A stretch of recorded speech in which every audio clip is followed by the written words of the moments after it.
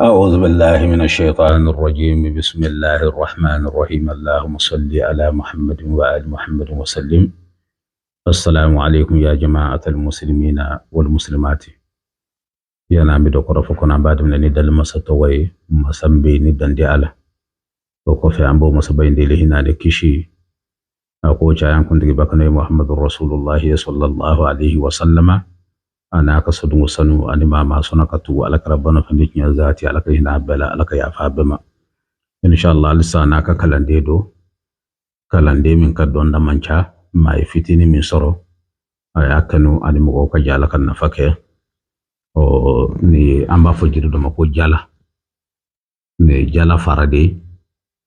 أو ما من بي كبارك يرولا juguya yere bika fiyera do ka fako juguya bika bi fasola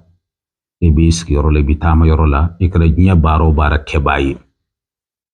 nya baro bara niya kebayi era ko ne shomsoro ka fo juguya bika o bi fe alaka juguya imboy ka juguya infana ko fa alaka son ka kishi soro o de ni قرآن سورة بوافا ما قل أعوذ برب الفلق من شر ما خلق ومن شر غاسق إذا وقب ومن شر النفاثات في العقد ومن شر حاسد إذا حسد ومن شر حاسد إذا حسد ومن شر حاسد إذا حسد إبتاكس ومن شر حاسد إذا حسد ومن شر حاسد إذا حسد إباس بشيء عن كلي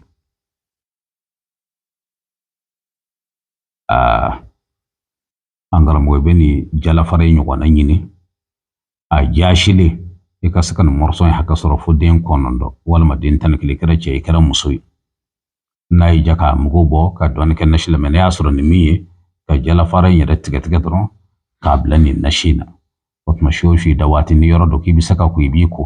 ni yorodo na kul manogo ibi farbe mu ala o era bila jabi min soro o bibben e dala ka kusanema